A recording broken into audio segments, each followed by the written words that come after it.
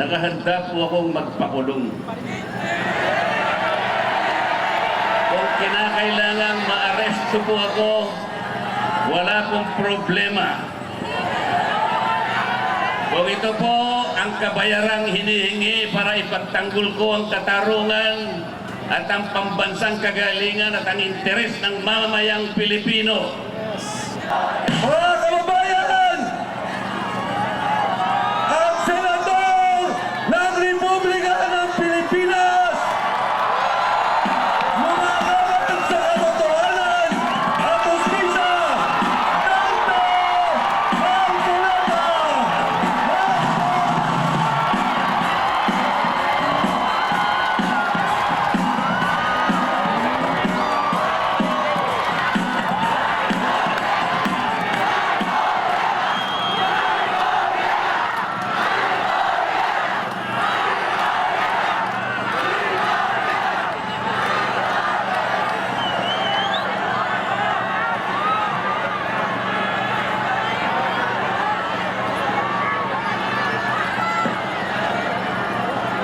Magandang gabi po sa ating lahat. Unang-una na po ay gusto ko pong magpasalamat sa inyong lahat. Kahapon ako ay tinitignan ko na kayo. Lalong-lalo na po yung nanggaling pa sa malalayong lugar. Meron pa po ako nakitang nasa panig ng katandaan, mga lolo at mga lola. Kahit na po ang lakas ng buhos ng ulan, walang tumitinag, walang umuuwi. Lalo na kung nagpapahayag po kayo ng ating pagkakaisa. Ang ating hinahanap na katarungan, hinahanap nating katotohanan, transparency at accountability.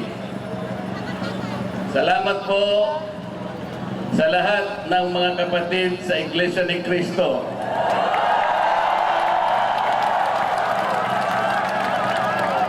Salamat din po sa mga hindi kapatid ngunit nakikisang-ayon at sumusuporta sa pagkakaisa natin sa gabing ito. Ang iba po ay mga kakilala ko, yung iba po ay hindi ko man kakilala, ngunit nagpahayag po sila ng pagsuporta at pagmamahal sa ating bansa at sa ginagawa natin ngayon. Hindi na nga po sana ako pupunta dito. Kasi baka akalain po nung iba, ako pa po yung nag-i-instigate, hindi po. Ang palagi ko pong ginagawa, kagaya ng palagi kong sinasabi, ay kailangan maipakita natin kung ano ang tunay at tapat na paglilingkod ng isang public servant sa pamahalaan. Gusto ko pong gamitin ang aking sarili na isang mabuting halimbawa kung paano ang isang public official ay tumupad ng kanyang tungkulin dahil sa pinagtiwalaan ng mga tao para sila ay paglingkuran. Hindi ko po alam kung paano ko kayo pasasalamatan sa tuwing nababanggit ang aking pangalan na sinusuportahan po ninyo ang aking ginagawa para sa ating bansa.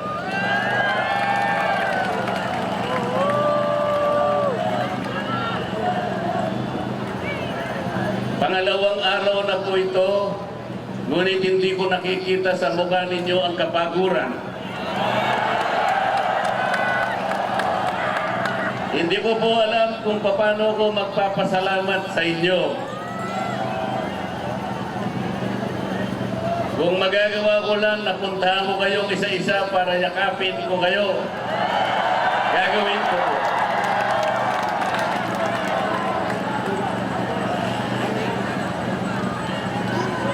Naisip ko nga, magdadala na lang ako ng hopya.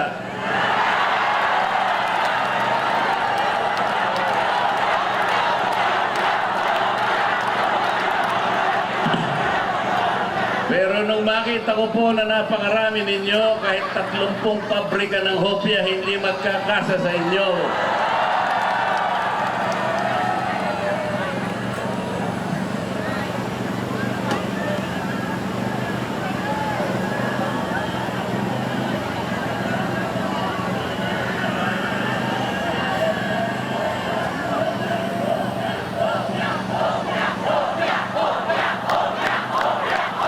Bakit nilulunod ang pag-iimbestiga sa flood control scam? Bakit si Marcoleta ang ikukulong, kayo ang mandarambong?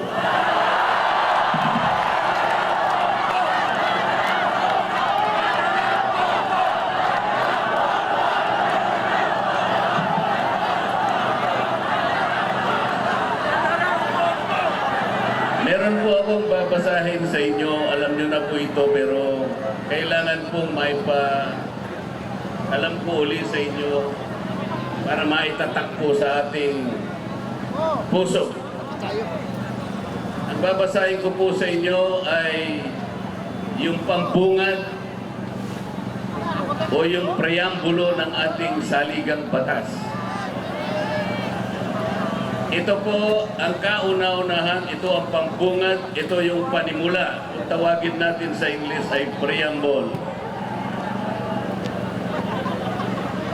Ito po ang sama-samang isinulat ng bawat isang Pilipino noong ang ating saligang batas ay ating pinagtibay. Babasahin ko po. Kami, ang nakapangyariang sambayanang Pilipino na humihingi ng tulong sa makapangyarihang Diyos upang bumuo ng isang makatarungan at makataong lipunan at magtatag ng isang pamahalaan nakakatawan sa aming mga mithiin at mga lunggatiin, magtataguyod ng kabutihan sa bawat isa, mangangalaga at magpapaunlad ng aming kamanahan at titiyak para sa aming sarili at sa angkanang susunod ng mga biyaya ng kalayaan at demokrasya sa ilalim ng pananaig ng batas at ng pamahalaang puspos ng katotohanan, katarungan, kalayaan, pag-ibig, pagkakapantay-pantay at kapayapaan ay naglalagda at naghahayag ng konstitusyong ito. Mga kababayan, ito po ang batayan kung bakit nandito tayo ngayon. Nais nating ipaalala sa pamahalaan ang ating mga layunin, ang ating mga adhikain, ang ating mga pangarap para sa ating sarili at sa susunod na saling lahi, at ang ating pangarap sa ating pinakamamahal na bansa. Ito po ang aking paninindigan at alam ko ito ang ating pinagkaisang paninindigan ngayong gabi.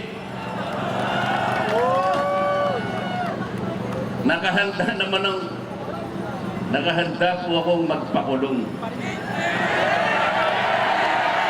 Kung kinakailangan maaresto po ako, wala pong problema. Kung ito po ang kabayarang hinihingi para ipagtanggol ko ang katarungan at ang pambansang kagalingan at ang interes ng mamamayang Pilipino,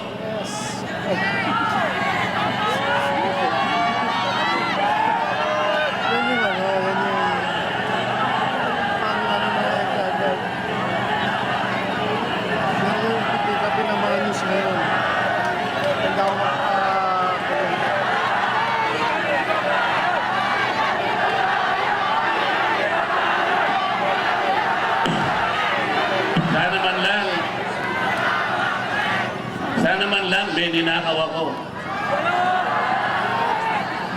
Sana man lang kasama ko sa mga mandarambong. Mga nabanggit na yung mga pangalan nila.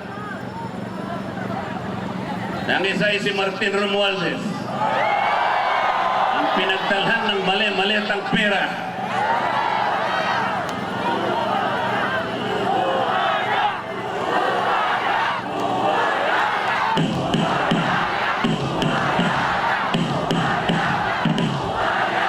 Ako po ang ibinibintang nila sa akin ay salaping pantulong para sa kampanya para ako ay manalong isang senador. Nakasentro kami.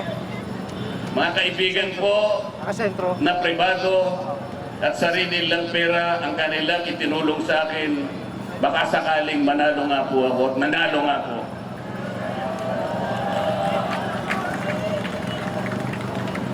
Hindi ko na po ipaliliwanag ang technicality kung paano nila inimbento ang isang gawa-gawang asunto laban sa akin. Tingnan po ninyo kung sino pa yung nagtatanggol at tumutulong para sa ganon matukoy natin kung sino ang may kagagawan ng pinakamalawak, pinakagarapal na pandarambong sa kabambayan. Siya pa ang inaasunto at siya pa ang pinagbabalakang arestuhin. Hindi ba katungkulan ng ombudsman ang sila ang humanap, umusig at parusahan ang lahat ng may kagagawan nito?